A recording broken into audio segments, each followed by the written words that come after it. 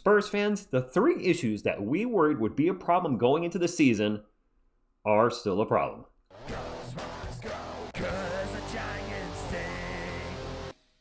What is up, San Antonio Spurs fans? Welcome to TSR Sports. Hope you're having a good day, but man, that was a tough loss last night. Our Spurs dropped to 23-9. However, they're still in second place in the Western Conference, and the third place Denver Nuggets are probably going to lose quite a few games for however long Nikola Jokic is out. If you didn't hear, he had a knee injury last night at the time of this video. Don't know how long he's going to be out. As far as our Spurs, our three concerns coming into the season, I think, correct me if I'm wrong, were three-point shooting, turnovers, and perimeter defense. There were, of course, concerns with Mitch Johnson, but as far as the team itself, I think those were the three issues. And I'm going to break down a little of our 9 losses to see how often any of those issues arose. There are, of course, other issues like offensive rebounds, etc., but these were the three I think that really stood out. Got our first loss of the year on November 2nd versus the Suns, 130-118. In that game, the Spurs shot a horrible 24% from 3. Turnovers were about league average at 14, and the Suns were scorched earth from 3 at 58%. All right, sometimes you're just going to have those games where teams can't miss, but that is bad. So our three-point shooting and bad perimeter defense, 2 out of the 3, showed up in this game. How about as we move further into the season? On November 5th, we lost to LA in a game they should have won, 118-116, and we actually outshot them. 39% to 32%. What happened? The turnovers.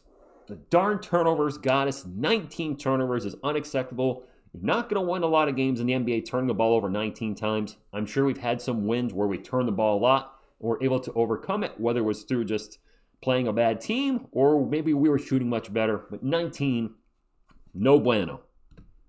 Next loss was number 12 against the Warriors, 125-120. And we held our own. The three-point percentage, 36-37. Turnovers, again, got us 20 turnovers in that game. That's a difference right there. And unfortunately, we'd see a repeat performance as we lost by 1. 1 to the Golden State Warriors just a couple of days later. Three-point percentage is close again, so we can't blame the three-point shooting or the perimeter defense. But man, those turnovers absolutely got us again. And I know some people in the comments are going to point to Stephon Castle. And yes, I fully acknowledge he's been turnover prone this year. So has Wemby, so has Fox at times. Even Dylan Harper, who's been solid with the ball most of this year, had 4 turnovers and 1 assist last night. The turnover bug has certainly hit just about everybody on this team. Next game, the Suns got us again. Shot poorly from 3. Did a decent job against them. 37% I say is good. But again, the turnovers, oh my gosh. You're seeing a recurring theme here with the turnovers really contributing to some of our losses. Last day of November, lost to the Wolves 125-112. And the Spurs kept their turnovers in check. 10 turnovers is phenomenal for a game, right? Wow, we shot 24% from 3, and the Wolves shot 46%. So 2 out of the 3 show up in this game. Bad three-point shooting and bad three-point defense. They seem to go together at times. Cavaliers, don't really want to talk about them, but they're on here, and they're going to be on here again soon. Beat us 130-117. Three-point shootings in check. Turnovers were about where they should be. So this is one of the anomalies out of the losses where none of our 3 concerns really got us. The Cavs just that night were the better team, and that does happen. You're seeing a lot of 13. Hold on. Lost by the Jazz by 13. Lost by the Cavs by 13. And the Wolves by 13. That's 3 losses out of our 9, or the 3 losses in a row, not sequentially, where we lost 3 games in a row, but the 3 losses we had in a row, they were all by 13. The Jazz, 127-114. Turnovers were fantastic. 11 turnovers. That's what I want to see from the Spurs. But the 2 3-point things, bad three-point shooting and bad three-point defense, we actually got doubled up percentage-wise, 46-23. Wow. And then last night, Cavs did not shoot well from 3, so that's good. But we shot even worse, and that's back-to-back Spurs fans. 23% back-to-back nights, and the turnovers were a problem again last night. The Spurs lost 113-101 in a game they should have won. I believe we were up going into the fourth quarter by 2, and then the fourth quarter just... What is my point? Why am I bringing up all this bad juju? Like, TSR, okay, I get it. Our perimeter defense is bad. We know we turn over the ball a lot. We know at times our three-point shooting is bad as well. my takeaway from these losses is we aren't quite there yet. As much as I want to believe we're a championship team, we're not far off, but maybe we're not quite there yet. We're ahead of schedule, but some of those issues have to be fixed. If any of those issues show up, or two of them, or three of them in playoff games, the Spurs are clearly going to lose at playoff time. I blame the coaching staff as part of, my takeaways. It's certainly the coaching, especially when we have a defensive assistant coach or defensive-minded assistant coach. Why is our primary defense still poop at times? And it's the personnel too. We have some guys that are extremely streaky when it comes to three-point shooting, and we have a lot of guys in slumps right now. Julian Champagnie, Harrison Barnes, Vassell's been on and off. Our main three-point shooting guys aren't hitting their threes. And I'm not suggesting change of personnel right now for the trade deadline. I think that should be done in the offseason. The team is still second place in the Western Conference. They're playing well. There's chemistry. Keep things as is. Reevaluate at the end of the season. The good news, Spurs fans. We have some good news here. It's not all gloom and doom. The Spurs haven't lost a game by more than 13. Last season, year number 2 with Wemby, on March 30th, the Warriors beat the Spurs 148-106. That is a 42-point loss.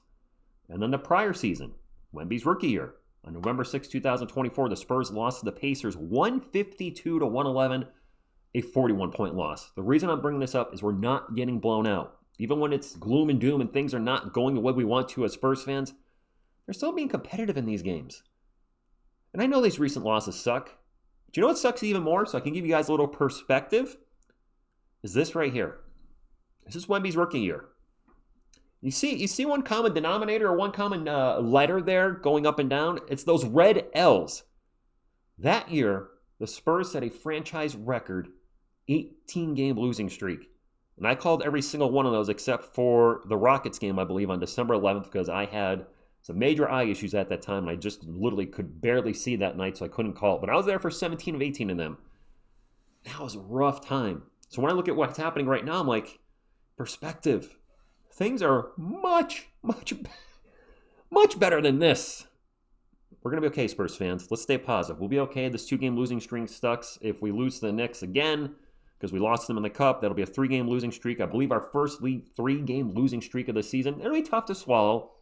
But this is still a young team that's still building. And as much as I want to say they're an NBA championship quality team this year because they beat the Thunder 3 times, maybe we're not quite there yet. Or maybe they figure it out. And by the time April rolls around, we are there. Let's wait and see. But I want to stay positive, and I know we can do better.